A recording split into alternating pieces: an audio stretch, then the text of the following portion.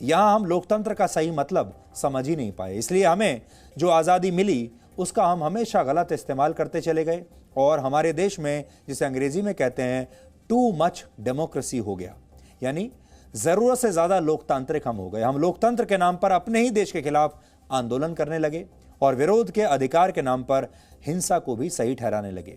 अंग्रेजों के खिलाफ 174 वर्ष तक संघर्ष करके जो अधिकार हमने पाए, उनके साथ हमें कुछ कर्तव्य भी मिले, पर हमने सब कुछ भुला दिया। आपको इस आजादी और लोकतंत्र का मूल्य समझाने के लिए हमने अंडमान निकोबार द्वीप समूह से एक ग्राउंड रिपोर्ट आपके लिए तैयार की है।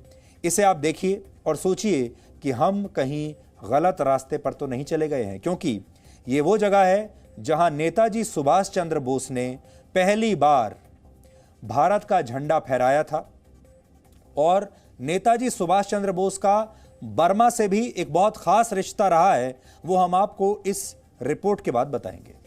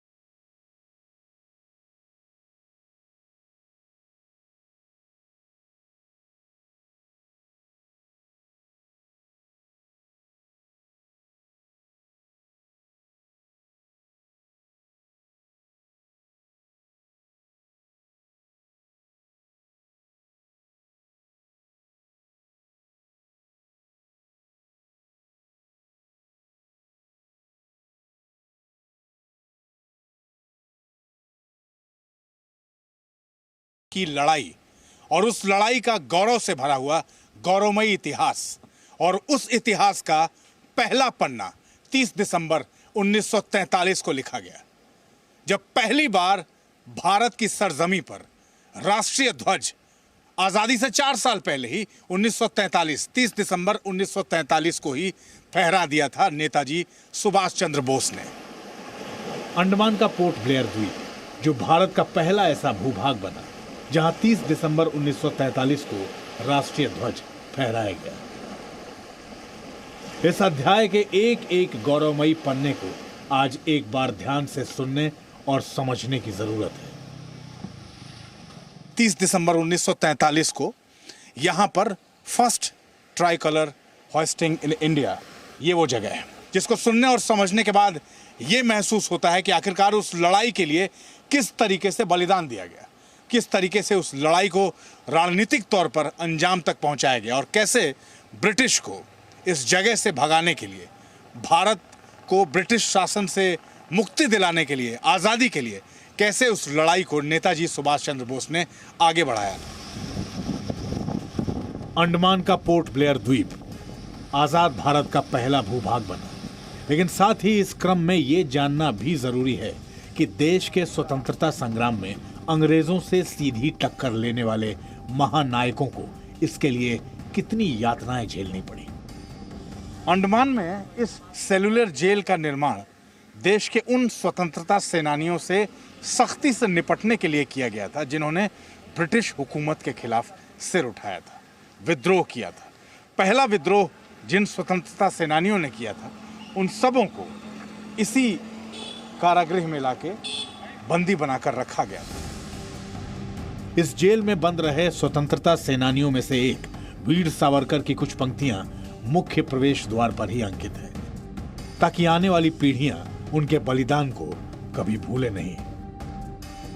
वीर सावरकर यहां 30 जून 1911 को लाए गए थे अंडमान के इस जेल में। उन्होंने कहा था कि देशभक्ति का ये व्रत हमने आंख मूंद कर नहीं लिया है, इतिहास की प्रखर ज्योति में हमने इस मार्ग की परख की है। दृढ़ प्रतिज्ञ होकर दिव्य अग्नि में जलने का निश्चय जानबूझकर किया है। हमने व्रत लिया है आत्म बलिदान का। आत्म बलिदान का व्रत क्यों? क्योंकि आने वाली पीढ़ियां देश का आने वाला भविष्य सुरक्षित रहे, महफूज रहे। आज आपको यह भी समझना चाहिए कि तिरंगे के सम्मान के लिए हमारे महानायकों ने क्या कुछ सहा है। उस वक्त ये पूरा कॉरिडोर जो बनाया गया था, इस पूरे कॉरिडोर में यहीं से वो काल कोठरी शुरू हो जाती थी। Jail number 1, jail number 2, jail number 3, jail number 4 और ऐसे ही ये आगे इस क्रम संख्या में अलग अलग काल कोठरियाँ थीं, जिसमें अलग अलग कैदियों को, जो स्वतंत्रता सेनानी थे, उनको यहाँ रखा जाता था। उस वक्त इन काल कोठरियों में जिन स्वतंत्रता सेनानियों को रखा जाता था, उनका जीवन कैसा होता था? ये तिरुपति जी कितने बाई कितने की एक काल कोठरी होती थी? 13x6, 7x6 की है सर, और 7 फीट ऊंचे में जंगला रोशनदान, 3 फीट लेंथ, 1.5 फीट हाइट, पूरे 10 फीट हाइट है। उस ज़माने में घूड़ और चुना का मिक्सअप है, सुर्खी।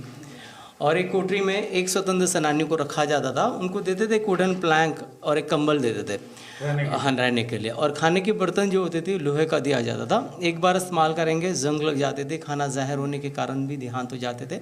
हाँ, क्योंकि वो जो आयरन पॉट वंस और ट्वाइस इस्तेमाल करते हैं, फूड पॉइजन हो जाती थी। और रहा नेचुरल कॉल की फैसिलिटी सेल के अंदर नहीं हुआ करती थी। इनको तो दिन भर के काम करवाने के लिए सेल के बाहर भी ले आते थे। रात के समय जब कोठरी के अंदर बंद करते हैं, उस समय उनको मिट्टी के पॉट देते थे नेचुरल कॉल के लिए। अब नेचुरल कॉल ओवरफ्लो करते हैं, पनिशमेंट बढ़ जाएगी, इस कारण वो खाना कम खाएंगे, राशन उनकी बैलेंस हो जाती थी, इन लोगों का हेल्थ खराब। इतनी फिल्दी सिचुएशन के अंदर में उनकी बंदी जीवन बीती थी। ये फ्रेम ओरिजिनल है। उस वक्त कैदियों को जिस फ्रेम पर बांधने के लिए जिस फ्रेम का इस्तेमाल किया जाता था, ये ओरिजिनल फ्रेम है। और उसको दर्शाने के लिए दिखाया गया कि देखिए, इस फ्रेम में हाथ जो होते थे उसको यहाँ जकड़ दिया जाता था, कमर के हिस्से को लोहे से यहाँ लॉक कर दिया जाता था, यहाँ बांध दिया जाता था। और जो पैर का हिस्सा है, ये देखिए, पैर का हिस्सा पूरा यहाँ लकड़ी के एक फ्रेम में उसको बंद करके लॉक कर दिया जाता था। यानी कि पूरा शरीर ऊपर से लेके नीचे तक का शरीर लॉक हो जाता था, आप हिल नहीं सकते थे। और जितना भी कठोर दंड दिया जाए, जितनी भी यातना सहने की क्षमता हो, आप उतनी यातना सहिए, नहीं तो दम तोड़ दीजिए। इस तरह की सजा दी जाती थी, क्योंकि हिलने का कोई स्कोप नहीं था, आप बच के नहीं भाग सकते थे। चोट, जो जख्म शरीर के जिस हिस्से में दिया जाना है उस चाबुक से, उस शरीर के हिस्से में वो जख्म आपको लगना ही लगना है, आप हिल नहीं सकते हैं। सोचिए, उस यातना के बीच में इस लड़ाई को लड़ा गया, उस यातना के बीच में इस लड़ाई को आगे बढ़ाया गया, उस अलख को नहीं बुझने दिया गया। उस दौर में ब्रिटिश नेविगेटर रोज के नाम पर जिस आइलैंड का नाम रोज आइलैंड रखा गया था, आज वो नेताजी सुभाष चंद्र बोस द्वीप के नाम से जाना जाता है। नेताजी सुभाष चंद्र बोस यहाँ पहुँचने के बाद अगले 3 दिन तक उसी आइलैंड पे थे। क्या कुछ हुआ वहाँ, किस तरह की चीज़ें हुई, किस तरह की रणनीति बनी, आगे भारत की आज़ादी, भारत के स्वतंत्रता संग्राम में कौन सी चीज़ों को वहाँ रह के नेताजी ने तय किया, उसकी रणनीति बनाई, उसको प्लान किया, ये सब कुछ आज समझने की कोशिश करेंगे वहाँ पहुँच के। आइए। –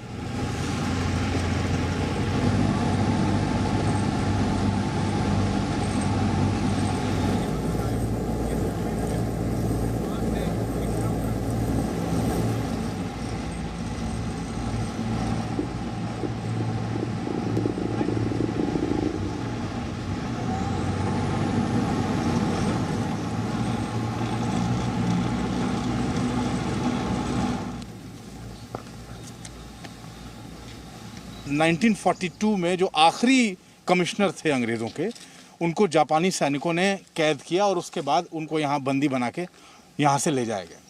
लेकिन ज़्यादा रेलेवेंट पार्ट ये है कि जो कमिश्नर, ब्रिटिश कमिश्नर्स यहाँ रहते थे, उसके बाद 1943 29 दिसंबर जब नेताजी सुभाष चंद्र बोस अंडमान पहुँचे और जापान की सरकार ने, जापान के सैनिकों ने उनको आमंत्रित किया इसी द्वीप पर, तो सोचिए वो इतिहास का दिन कितना ख़ास रहा होगा। और आज भी ख़ास है, उसका रेलेवेंस इतिहास के पन्नों में गर्व से भरने वाला है कि जिस कमिश्नर बिल्डिंग पर, जिस कमिश्नर बंगलों के ऊपर यूनियन जैक, इंग्लैंड का झंडा फहरता था, वहाँ भारत का तिरंगा फहराया गया। और नेताजी सुभाष चंद्र बोस यहाँ 3 दिन का जो प्रवास था उनका इस द्वीप पर, इसी कमिश्नर बंगलों में वो रुके थे।